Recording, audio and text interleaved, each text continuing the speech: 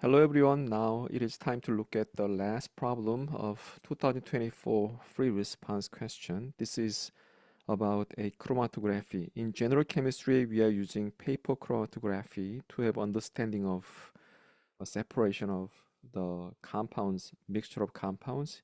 In organic chemistry, we are using thin layer chromatography many times.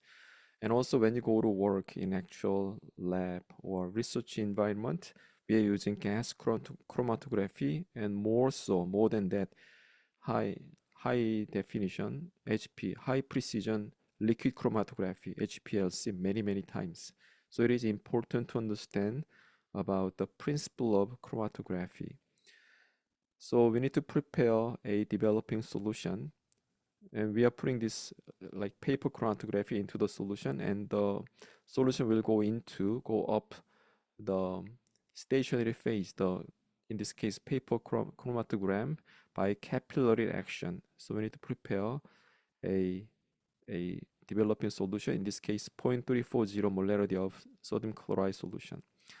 All right, so it is asking first how much of sodium chloride must be added to prepare 100 ml of the solution. So let's get started from the analysis the situation. We are given the volume, which is 100.0 ml. And remember, like molarity is based upon the liter. Let's convert 100 ml into liter first. 1 liter is equivalent to 100 ml. So this is a 0.1000 liter.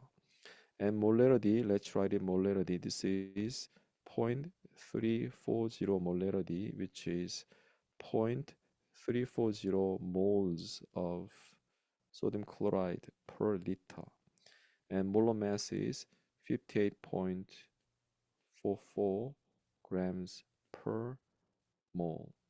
Okay, so let's combine them together. Let's get started from the given volume, volume liter, to mole number of sodium chloride. And then once you have mole number, we can convert this one to mass, gram quantity of NaCl. All right, now let's get started. Let's write. We are given 0.1000 liters of solution. We want to make it, and a liter to mole. That is given by this molarity.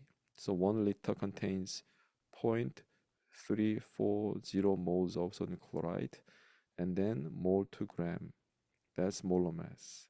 So 1 mole has 58.44 grams of mass. Then liter cancels out, liter of solution, moles of sodium chloride cancels out. We are left with grams of sodium chloride.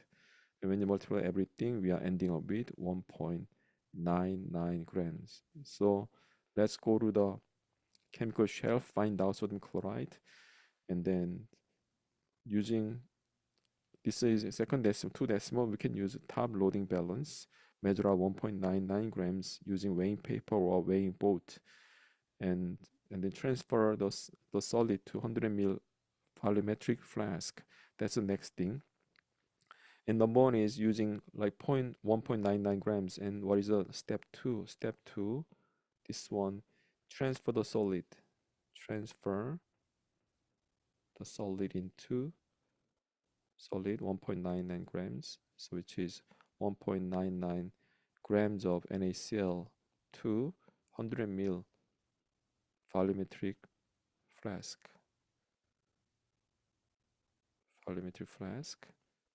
And next, add TI water, deionized water, like 50 to 60 ml. I mean, 70 ml doesn't matter, but anyway, the amount when you have volumetric flask right there, and this one is 100 ml mark, and the water must be smaller than this one, like this much water. Okay, and then swirl it. Number three, swirl the mixture to dissolve the solid NaCl, or you're adding magnetic stirring bar there, and then agitate, stir the solution to completely dissolve solid NaCl, And when it is completely dissolved, volume is a little bit increasing because solid is dissolving into the solution. And finally, add water, add Ti water to the 100 mil mark. And you can use a pipette, transfer pipette to adjust the amount of water, H2O. So adding this one water into the 100 mil mark, there. So the meniscus is hitting 100 mil, and then the concentration will be exactly point, excuse me, 0.340 molarity. And put a lid next, put a lid there, and then like we are making it into inverting several times and well mixed, and the mixture becomes homogeneous. It is prepared well. So this is asking about the experimental step procedure to prepare 100 ml solution. The key is do not add 100 ml of water. Add water less than 100 ml, like ideally half, 50, 60 ml, and then dissolve it completely first and bring it up to 100 ml. Okay, because when it dissolves solid into the water, it is increasing. The volume of solution is increasing from the pure water. Okay, please keep in mind this step.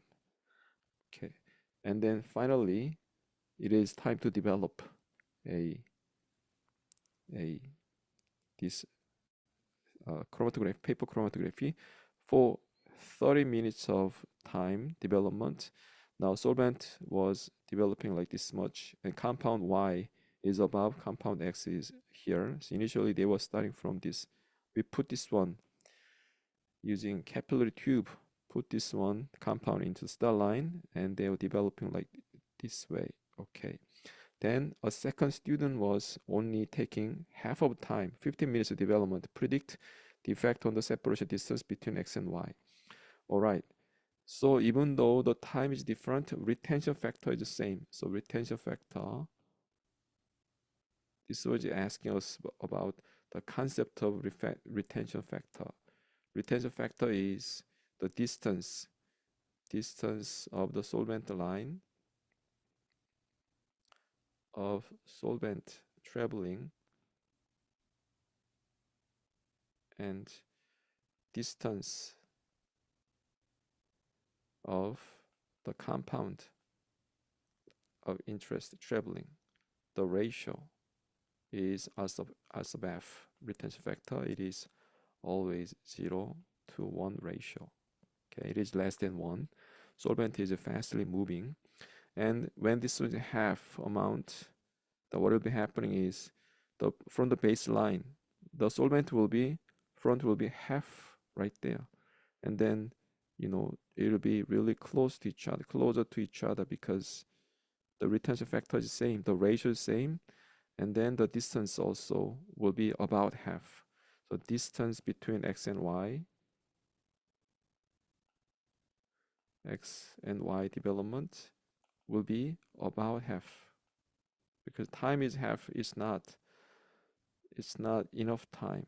Retention factor is maintained, and the distance also about half. Okay, we need to have enough amount of time. The solvent front do not make sure solvent front do not exceed top. So do not exceed this top level. Solvent should be level will be 0.5 centimeters or 1 centimeter below this top level edge of this paper chromatogram, but give them enough time because we want to have a clear separation of these two like compound mixture.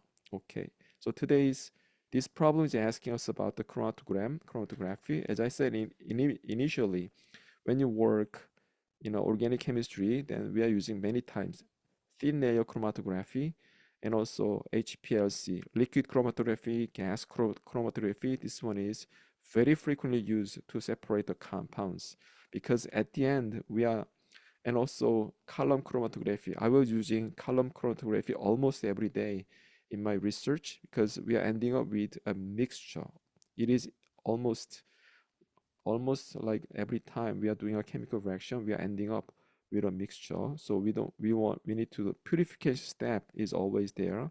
So that we are using many times this chromatography method. So this one is, the concept of retention factor is important. And so understanding of the chromatogram, read it, and so to identify the compound, separate them, we are using chromatography. So it is good to have review about the concept and theory of chromatogram. Thank you everyone for watching this video. I will see you next video.